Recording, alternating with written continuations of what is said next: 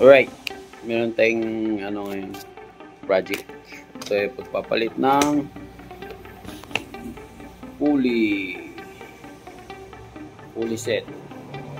So ayan, papakita natin sa inyo bakit tayo magpapalit, dahil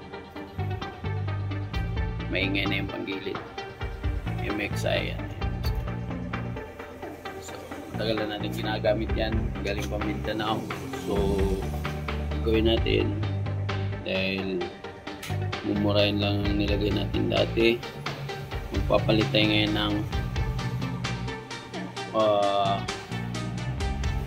mamahalin So okay, so ito yung papalit natin sa racing. So nakita ko kasi ito maganda yung review. So ito yung kakabit natin. So may kamahalan siya, pero mas okay siguro to kasi marami na akong pinalit dyan na mga tatlo na siguro, yung TGR at saka yung isa Lamberg, saka yung pinaka-last yung Litin China, no? So ngayon ang gagawin natin, papalitan natin. Papakita ko sa inyo bakit tayo magpapalit ng pulley, dahil dun sa yung slip dun sa bushing ng pulley. Tingnan natin Ayan, buksan natin.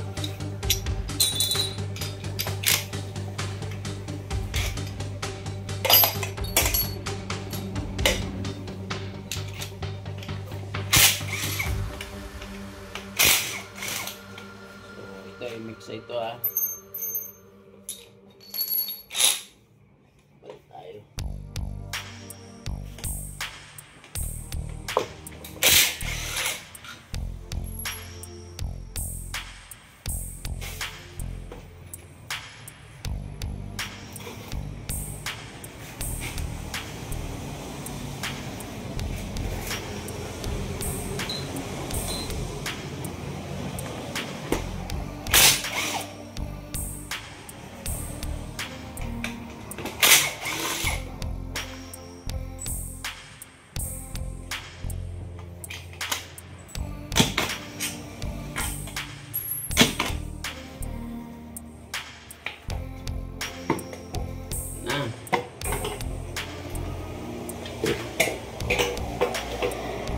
Ayan, titingnan natin bakit na magpapalit.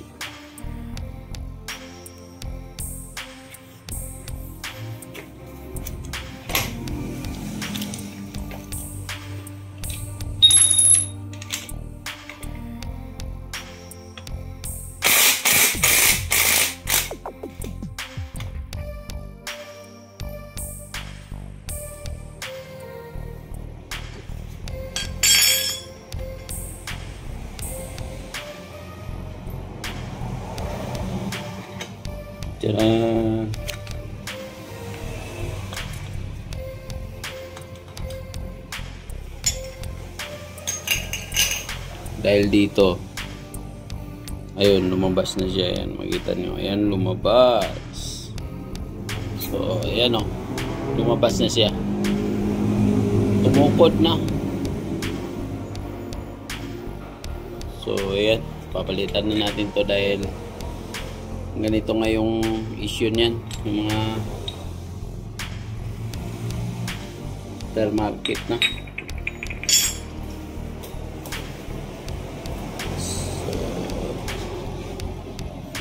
So ito yung ngayon, nakita ko wala naman siya atang matibay naman ata. Yan, siguro matibay ito dahil napakamahal ng ay may lock siya dito. Hindi talaga makawala to, may lock siya dito. Yan sa kabila. Matibay ito siya. Yung pinaka bushing niya may lock doon sa kabila. Baga dito nakatukod. So may hangganan yan siya, tapos dito Ayan o. May lock siya. Yun. So yun, kabit na natin. Check na rin natin yung lining.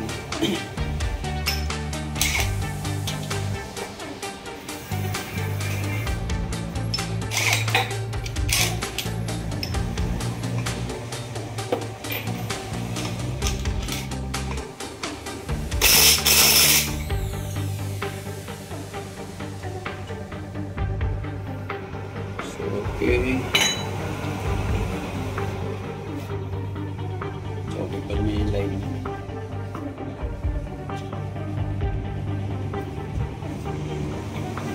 So, okay pa yung lining. Ito yung ginawa ko. Para kumapit siya ng gusto. Pwede pa ito.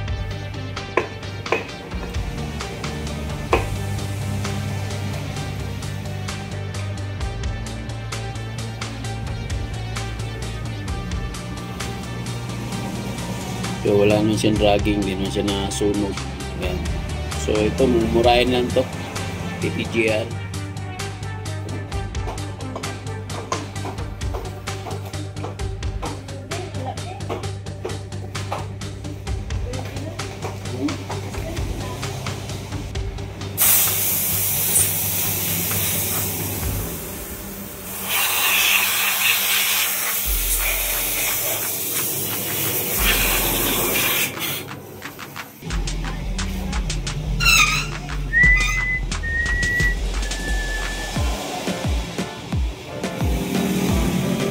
Ayan, lagay na natin. Huwag nyo kalimutan lagyan ng grasa, punti lang dito para hindi siya kalawangin.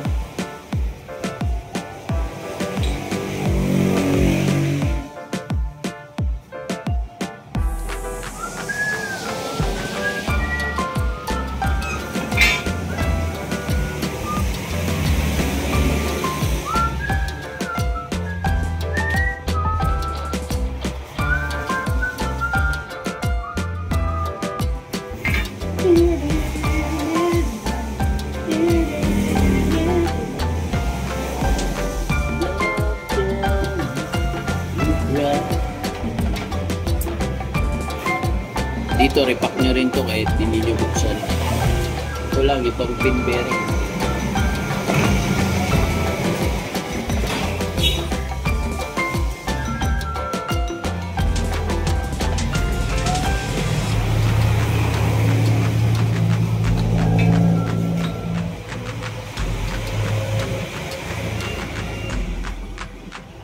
Pag nalagyan nyo, tulak nyo lang pababa para maipit siya.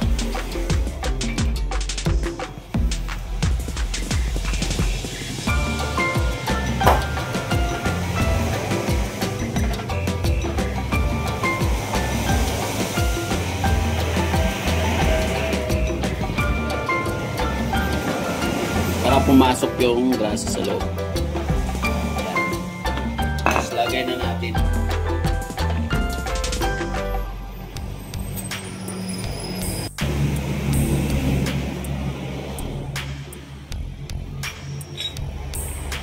Ayan, napunasan na natin.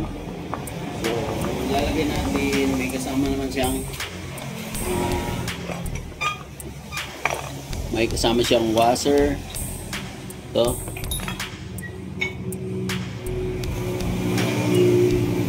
Ayan, pag-ilip niya.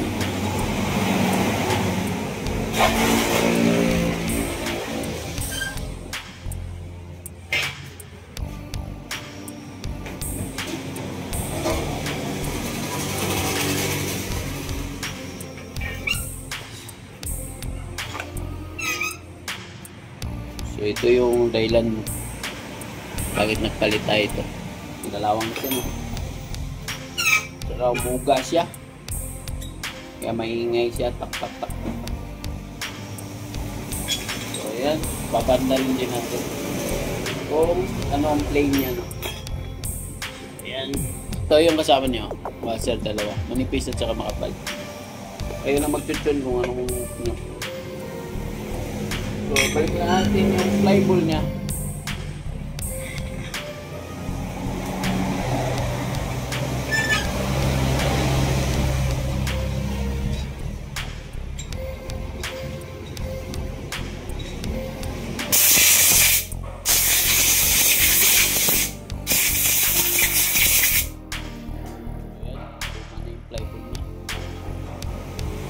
wala pa naman tama.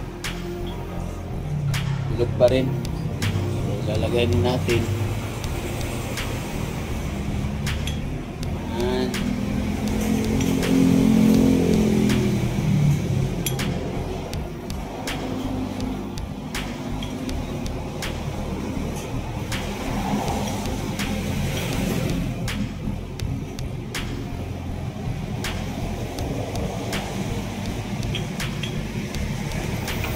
Ayan yung design niya. Yan. Sun Racing.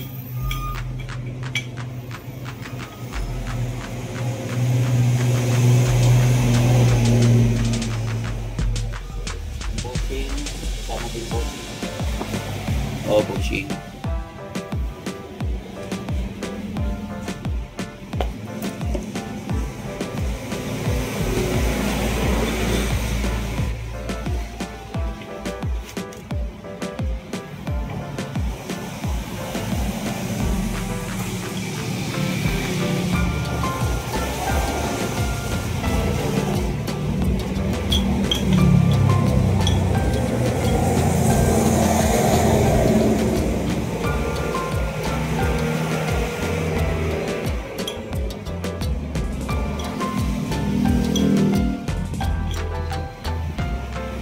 Lagyan natin konti para smooth.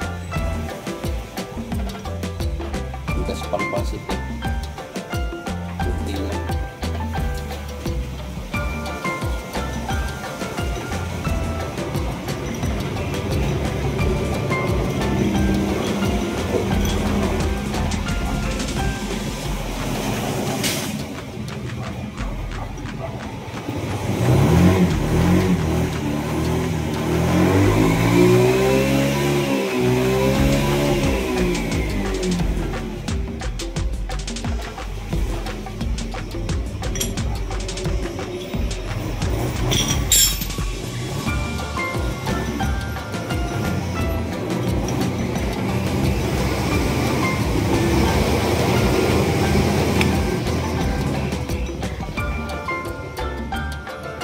Sikip.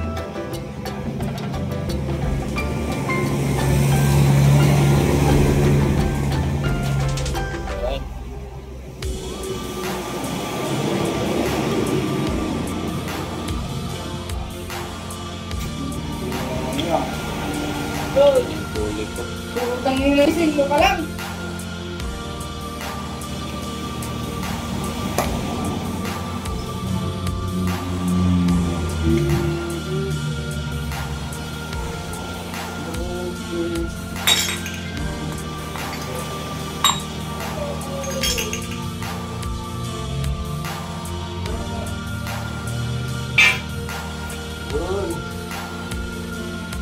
So, may 125 ang nakalagay dun. So, pakita ko sa inyo. Para may idea kayo. Para hindi kayo yan. Para hindi kayo pag nag-order kayo yan. May 125.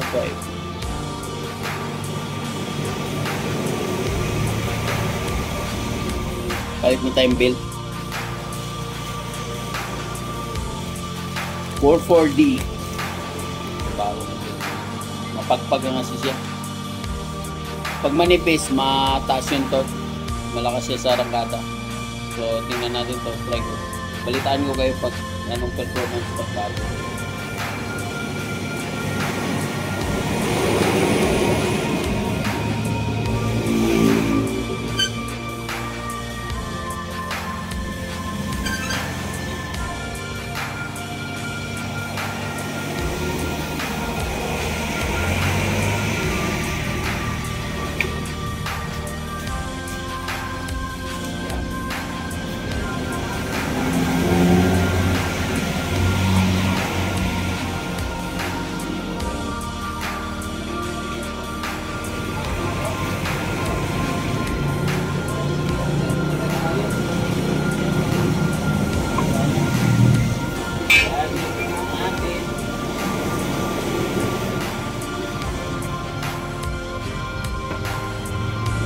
Ito naman yung drive face niya.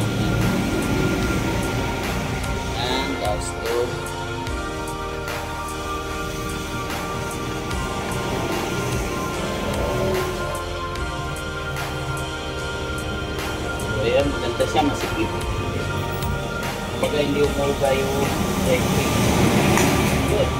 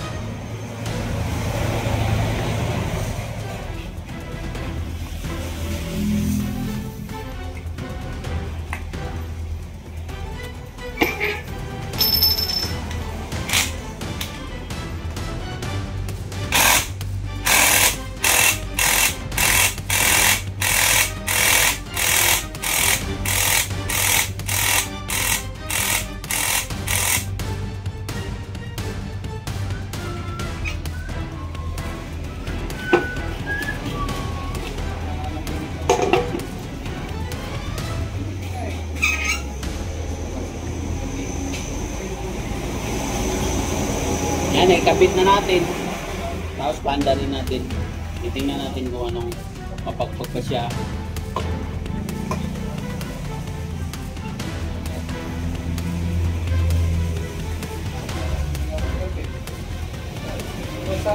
Nag-repair naman ang taxi.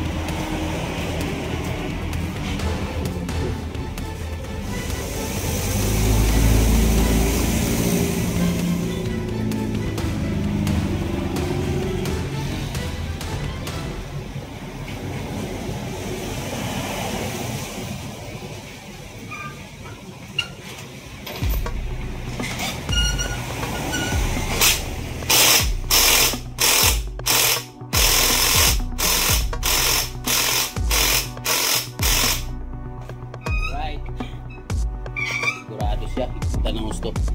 Pandarin natin. Tingnan.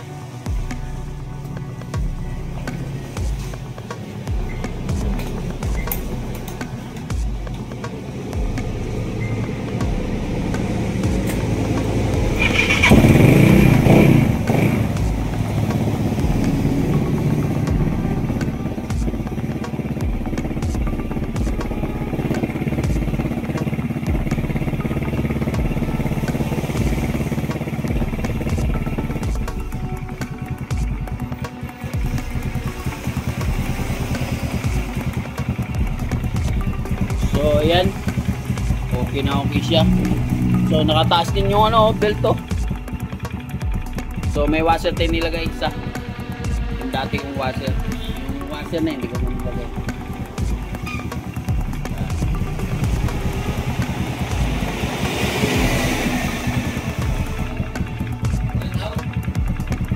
Alright. Ready siya. Maingay lang yung bintik. Pero dito walang problema sa nilagay natin ngayon. All goods. So balik na natin. So ayun, yun lang. Update ko kayo dyan sa niya performance. Nakataas yung belt Isang washer lang nilagay natin. So nakalubog din dun sa pulley. Yan. Alright. Bye-bye.